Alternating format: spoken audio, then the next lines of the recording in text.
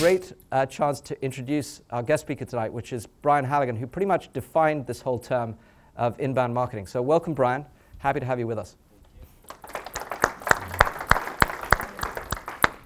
How's everybody doing? Everybody stand up. I have ADD, and I'm like a caged lion over there. Put your hands over your head. Okay, stick your right out and do a little shake. Left out, do a little shake. Sit back down. Nice job. Nice job, team. Okay, who's heard of HubSpot? Okay, cool.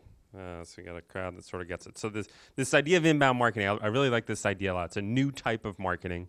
And there's sort of two observations behind it. And the first one's driven here. Anyone know who this handsome guy is on the left?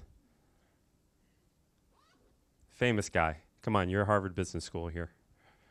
That's my dad. And that's me on the right. And if the first observation that led me to this idea of inbound marketing is just this radical transformation in how humans live and shop and learn. There's been this sort of tear in the fabric of the universe around the way work happens. The way we all live and shop and learn has radically changed. And I think that the difference is shown with my dad. I think about my dad, he got a lot of mail.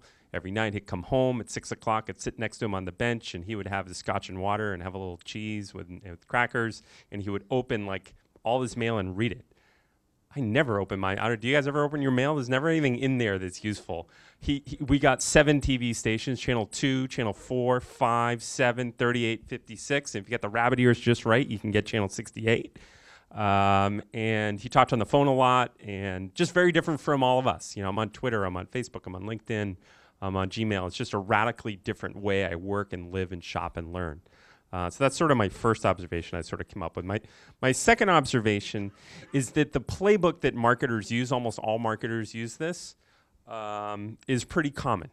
And the playbook is we're going to buy a list of email addresses, and we're going to bang people over the head in email. We're going to hire a bunch of young and hungry telesales reps, and we're going to cold call people. We're going to spend a bunch of money on advertising on Google AdWords or whatever it would be. We're going to hire a PR firm to interrupt journalists. We're going to do TV ads. We're going to do radio ads. That's sort of the marketing playbook.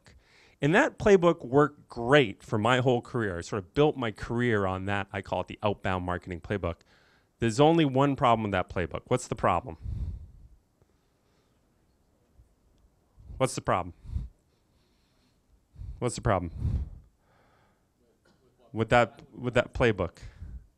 I mean, it's the opposite of what you guys do. I know, but what's the problem?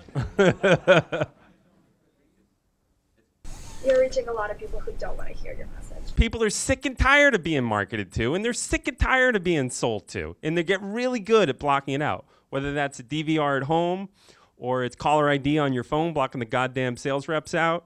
Whether it's you've got ad blocker software now that'll block out the Google AdWords, that doesn't work as well.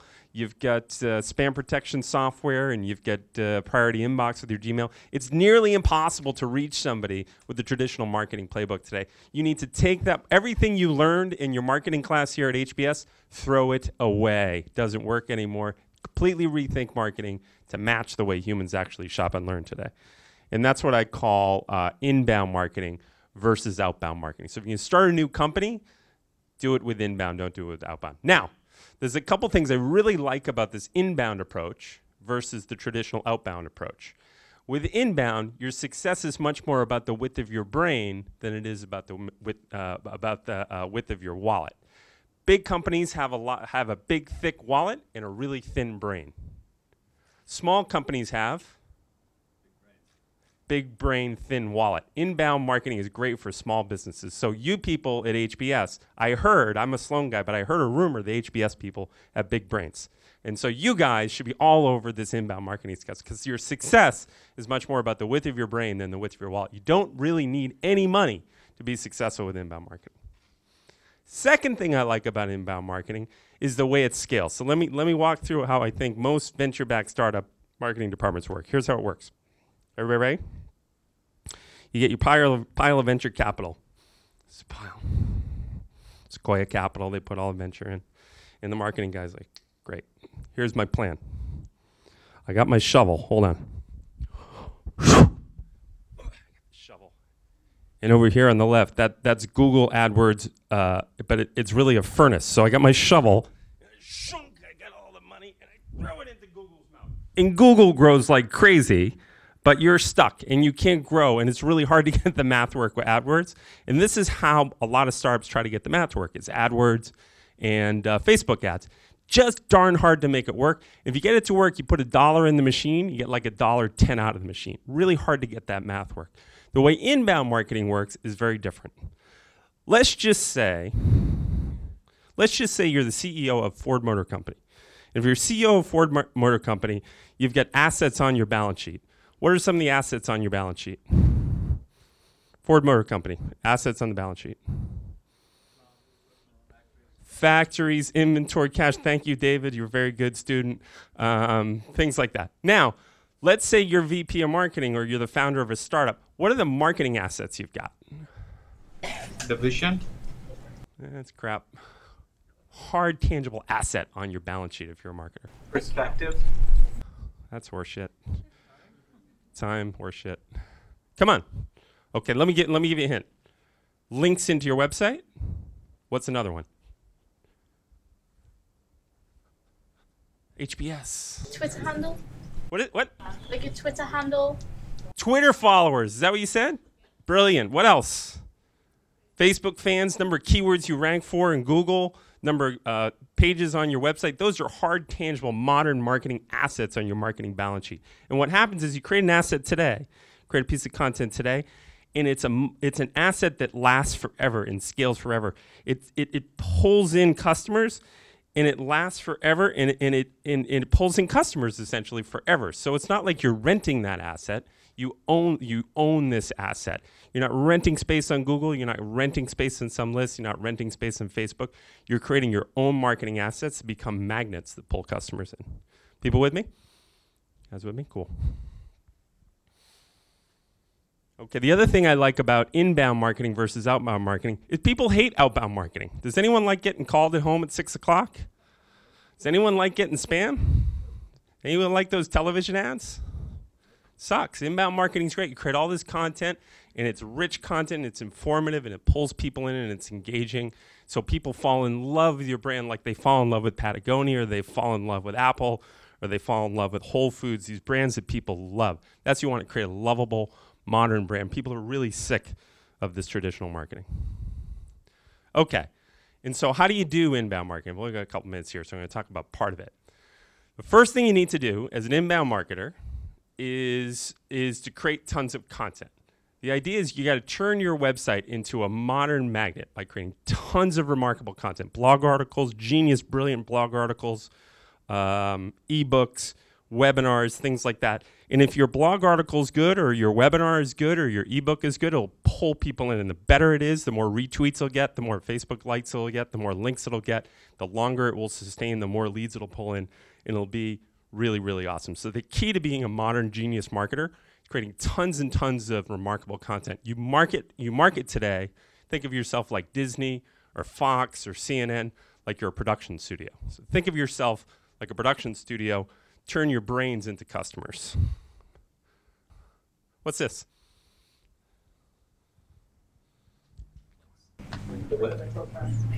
Connection. Who said that? You said that. What's your name? Biva, you're a goddamn genius. That is the internet. What are the dots? Pages. Customers. They're pages. They're websites, okay? And the big white ones are big websites. What are the lines between the pages? Links. The more links you have, the more visitors you'll get, the more authority you get, the more mojo you get. And the way I kind of think about it is links are to the internet as dollars and cents are to the economy. How do you get a lot of links into your website? Good content. Brilliant content. What's your name? Genius. Bill's a genius. Remarkable content. Here's what's going to happen. You're going to start your company, and your website's going to be like Cambridge, Massachusetts, right? It's like Cambridge, Mass. How many airports in Cambridge? 0. How many like bus stations, real ones? None. Train stations. Highways. A couple. 2 highways. You want to turn your website from Cambridge, Massachusetts to New York City. How many airports in New York City? Yeah, 2, 3 whoppers, train stations. Yeah, you got Penn State, a lot of big train stations. How many bus stations? The bus stations are Twitter, the train stations are Facebook, the airports are LinkedIn, the highways are links from other websites. So to be a remarkable, modern, great marketing people love that scales, you have to be able to create a lot of content. Anyone know what this is? I used to live in Japan. This is the Imperial Palace in Japan. And I took this picture because it reminds me of my favorite philosopher. My favorite philosopher is a guy named Warren Buffett. What Warren Buffett says to his CEOs is you want to build a moat around your business. You want to build barrier to entry, barriers around your business, like Michael was talking about. And the modern moat around your business, the way he says it, I really like. It's like you want to make the moat, make it really wide, make it cold, and put sharks in it and alligators and wider and colder. I think the modern moat around your business, I totally agree with Michael, isn't a patent, isn't a trademark. It's this inbound marketing stuff. It's how many links into your site? How's that growing? How many keywords are you ranking for? How many Facebook fans? How many LinkedIn fans? How are you getting them converting down the funnel? That stuff's really hard to replicate. And it reminds me of a company that I really like called Zappos. When I think of Zappos, let's just say I wanted to start a company to compete with Zappos, and you and I were gonna start it. What's your name? Atavik. We're gonna bury them. You and I were gonna bury them. We could figure out a lot. We could get a good-looking website and hire a designer. We can even get their funky culture right. We could get the inventory. We could get the supply chain. The thing that's a bear for us to compete with is Tony Hsieh, the CEO. He's got 6 million Twitter followers. Their website's got 500,000 links into it. They have 5 million keywords they rank for. That's a nearly insurmountable competitive advantage for the two of us to compete with. That's what I wish for you, an insurmountable competitive advantage. Go for inbound marketing, really works.